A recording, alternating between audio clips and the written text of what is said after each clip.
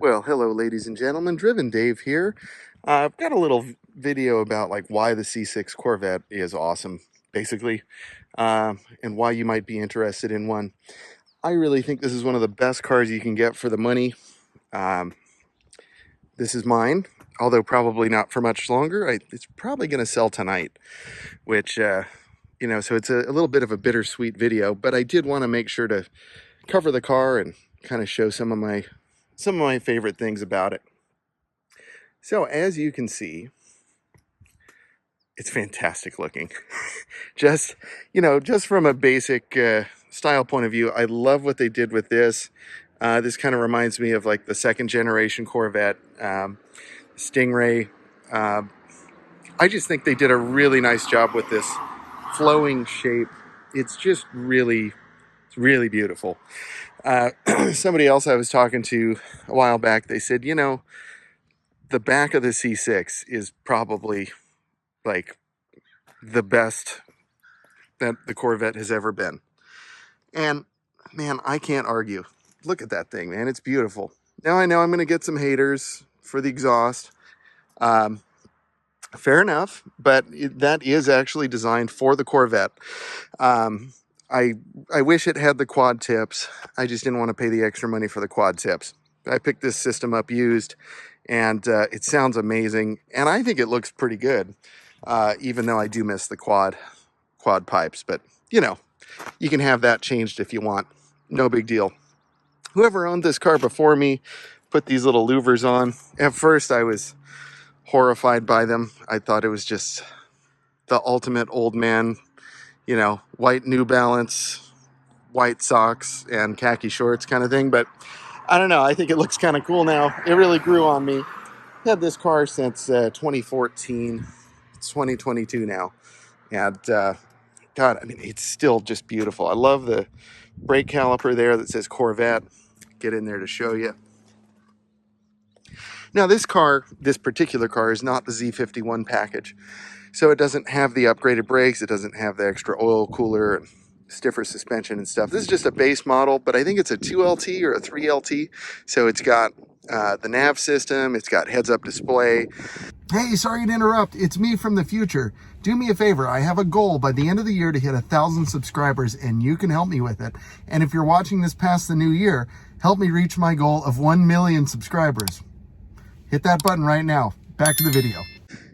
Heated seats, power memory seats, dual power seats, power lumbar.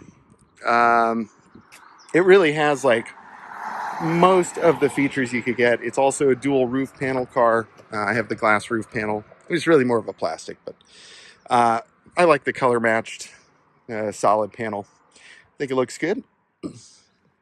Some common things that happen with the outside of these cars. As you can see, the headlights are horrendous. And I mean, they really let the car down. And I know you don't have to tell me. That sucks. And now, before one of you gets in the comments, I mean, feel free to get in the comments. That's fine. But please know that I've tried every possible way of resurfacing these headlights. I worked on these things for like 6 hours one day. Nothing worked. I mean, I had the drill attachment. I was using different grade of sandpaper. Like, I got some of it out on this side, but I was using 80 grit. So it's, they just become trashed after a while. And the only thing you can do is just replace them. And that involves like removing the front bumper and loosening the fenders. And I just never had time to do it. And then you have to actually take these headlight assemblies off the car, put them in the oven, or use a heat gun to release the glue that hold the lenses on. And then you have to pry them off and then put the new ones on. I mean, just no thank you. I just didn't want to do it. I don't drive the car that often, so it just wasn't a high priority, even though it was constantly bugging me. As you can see, this car is from 2006.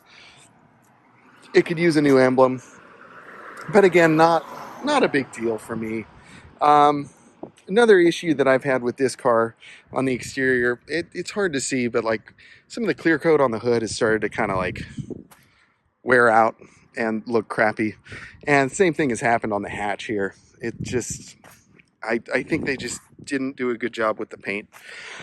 And it's an old car, you know, it's however many years old it is now. What is that? So 2006 is 16? Wait, 6? I don't know. My brain is not happening right now. But it's a, you know, it's a pretty old car at this point, and I think she still looks really good. At least from, you know, she doesn't look so good up close like this, but, you know, if you stand back, she looks great. Another issue I've had with the car, and I don't know if this is common or if this is just my car. I think it is fairly common. Like if I press the hatch release, nothing happens. So I actually have to take my physical key. There's a little door lock under here. Where is it? I usually just find it by feel. God, I can find it in the dark. But like, yeah, see, I know it by feel. So you just give that a twist. It opens the hatch up. This particular car, it has a whole Lloyd's mat set. Now, this looks terrible. I don't know what happened here. It was like that when I bought it. And it's turned blue. And I don't think it was blue originally. But it's very plush carpet. It's very soft. As you can see over here, it's actually like black gray. But you do get a lot of room here. You got storage for your removable tops right here, which is great. Got this little, I always thought this was just stupid, but it works great. It just looks cheap, but that'll kind of give you a little privacy cover. And man, this car will hold some stuff. I mean, you can pile it, you know, as high as this window here. You just have to be aware of like where your borders are. But one year we loaded this thing up like Santa's sled. It was amazing. And really it held a lot of luggage and Christmas presents, which was awesome.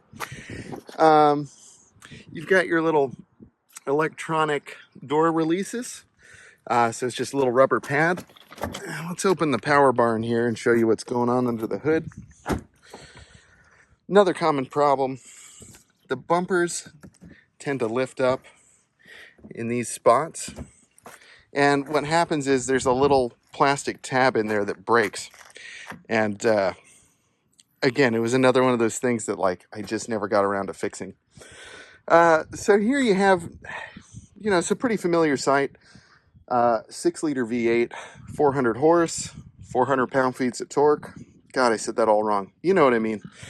I had a long day yesterday, early morning today. I'm just not firing on all my cylinders. As you can see, I've done a K&N cold air intake. I don't know if it adds any power. Sounds cool. I've got AC Delco plug wires and plugs that I did around 80,000 miles. But yeah, it's an LS. What can I tell you? Runs great, works great. You see, I have a trickle charger that I need to disconnect, and this thing prevents rodents, so that's why it's there. And some soap, which also keeps the rodents out a little. But yeah, I mean, not much to see here. It just works great. Another common problem with these cars, harmonic balancer issues. What happens is I'm pretty sure the bolt that goes in there, I think it starts to like back out, and then the balancer starts to wobble. And that's no good. You don't want that. That actually happened to me when I bought the car. It was already doing that. And luckily I bought a warranty. I think it was CTA or CFA or I don't know, something like that. I think I paid like $2,500 for it, but it actually paid for itself. They covered harmonic balancer twice because I had it replaced. And then like a year and a half later, it went out again. So, I got that done twice. I mean, that's pretty much the cost of the warranty right there. And then a year or two later, the whole cooling system took a dump. So I got new radiator and new hoses and all of that stuff. So those are the only like real issues I've had with the car. The other thing you want to do if you have one of these, transmission fluid and differential uh, about every 30,000 miles.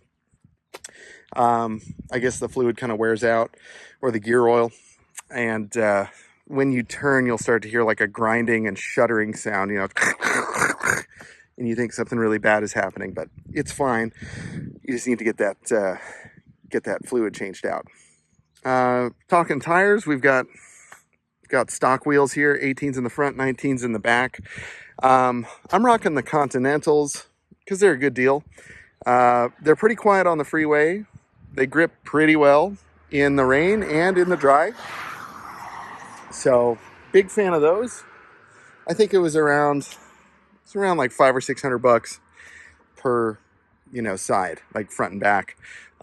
Did the rears first, and then I did the fronts, you know, probably 6 months later. I can't remember. I'll have to look at the little manufacturer code on the tires, but I just don't really care either. They have tread and they work. Talking inside, you can see you've got these nice leather seats, or at least they look nice.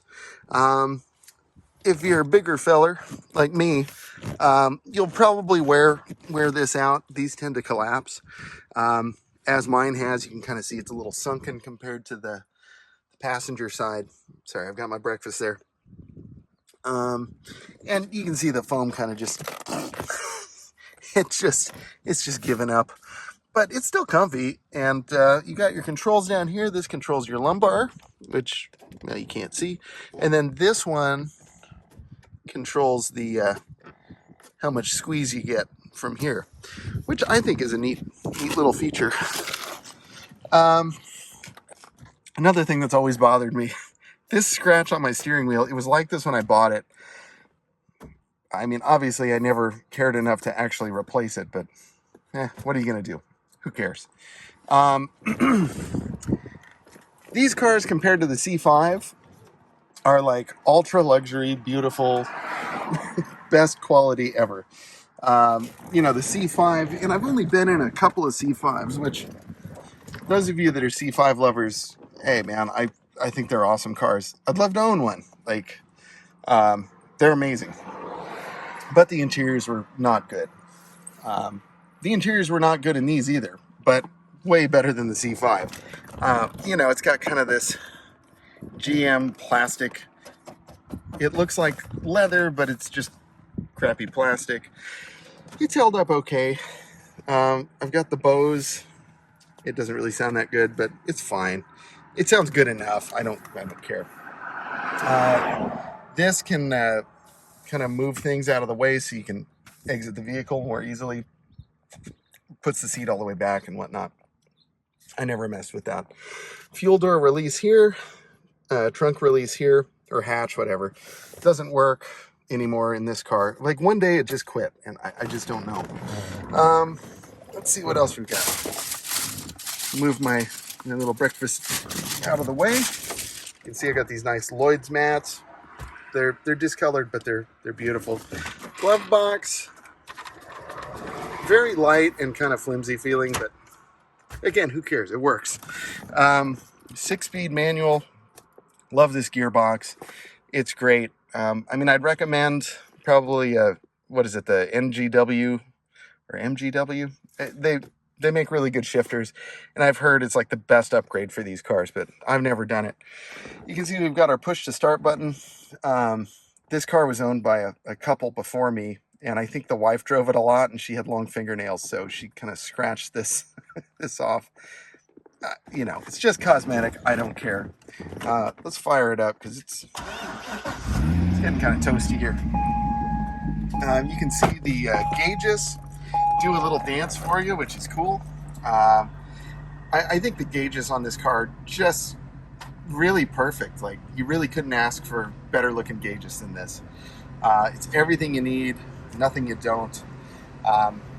You know, if you hit these buttons up here on the driver information console, I can't remember what it's called. So you can see average, instant, range. It's great. This one shows you some more information: tire pressure, oil temperature, coolant temperature, battery volts. If I rev it up, hopefully that goes up to 14. Yeah, we've got the AC blasting, so obviously that's gonna be a little bit under. Trip, you can see the miles, trip A, trip B, the laps timer, which, you know, I don't know why you really need it. Average speed, oil life remaining. It was great. It's kind of everything that you would get on like a Chevy truck. It's basically a Chevy truck in a really sweet body and good suspension. Here we've got the heated seats. You got 2 settings for that. It works really well. And a dedicated off button for that. And I've got the heated seats on both sides. Get a sip of this. Oh yeah, that's good. Not much to see here. It does have built-in XM satellite radio, which I no longer subscribe to, but it works great, even still. And I had a subscription for this car for several years. If you hit CD, I have a, hopefully there's no wind noise from that AC. In here I've got a an MP3 CD. So, and that was kind of the big deal back in the early 2000s. You could burn basically a data disk, you know, with folders of MP3s, and this thing will read it. So you could have 7, 8, 9, 10 CDs on one CD, and, you know.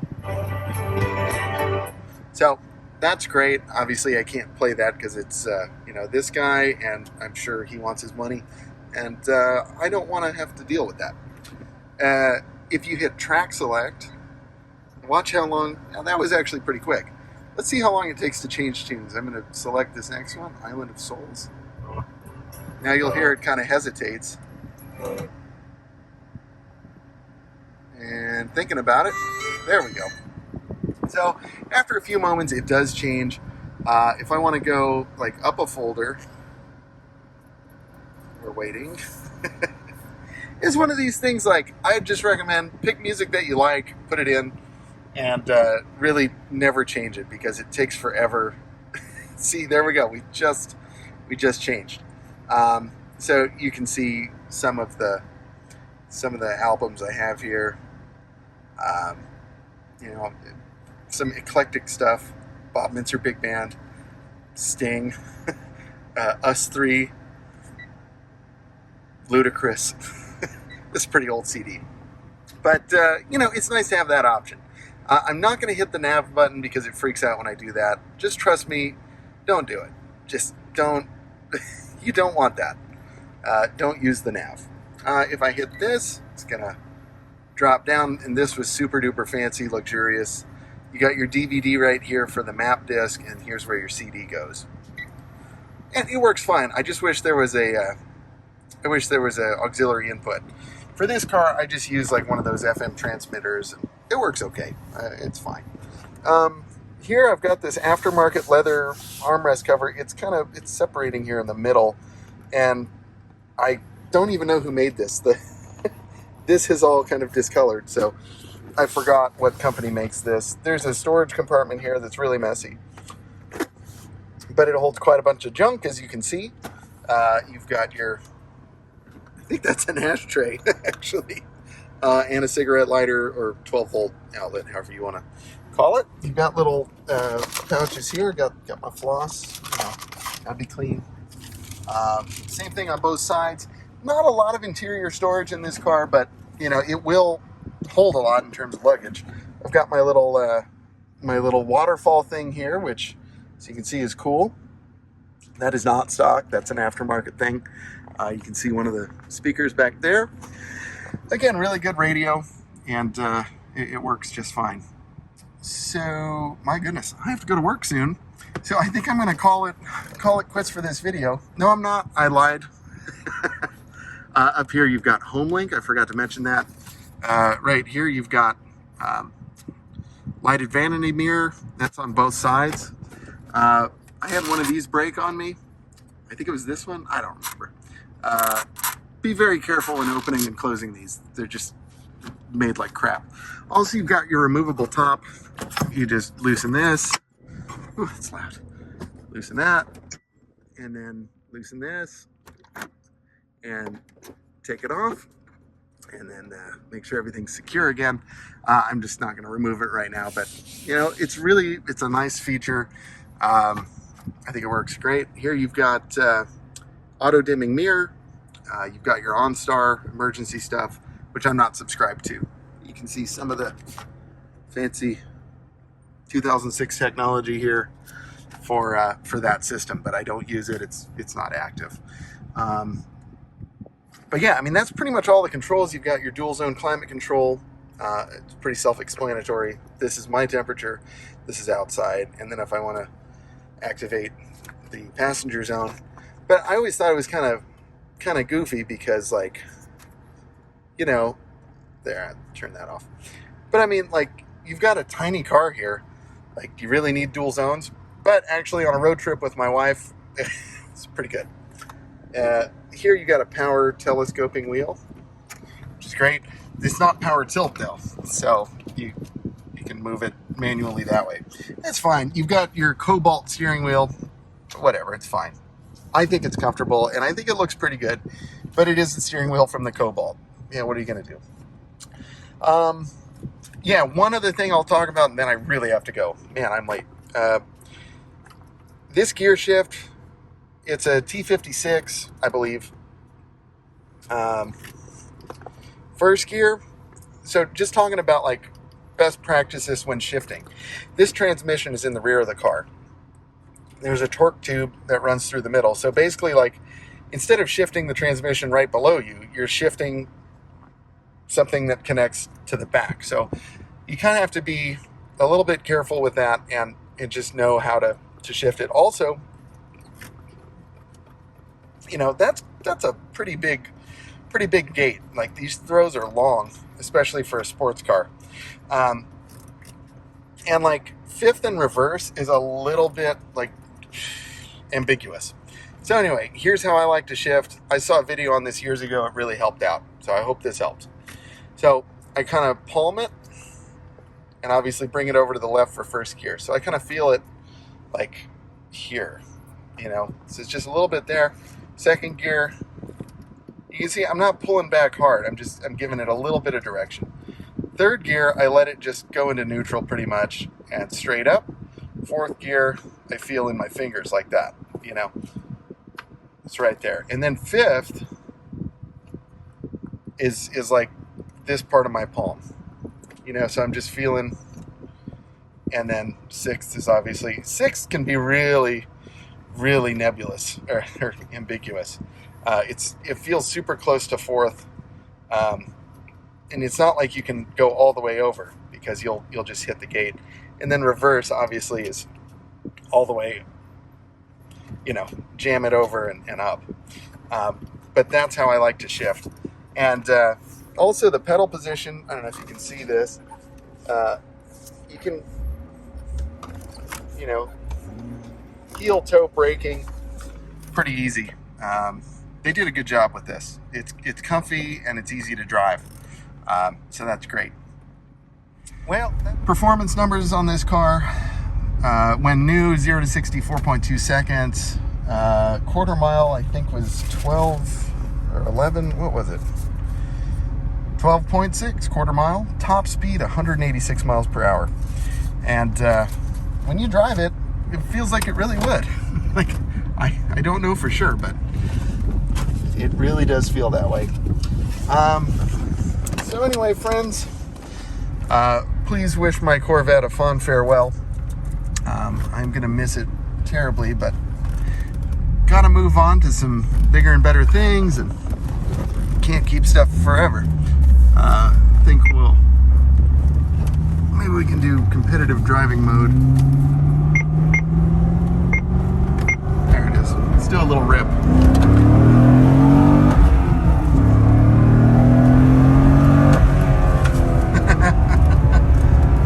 It's just second gear, like with the AC on. What a car. Anyway, please do me a favor, hit that like button, and if you're not subscribed, even if you never care to watch another video, please subscribe. It would really help out the channel. All right, Driven Dave here, signing off. Take care, everybody. See you in the next one.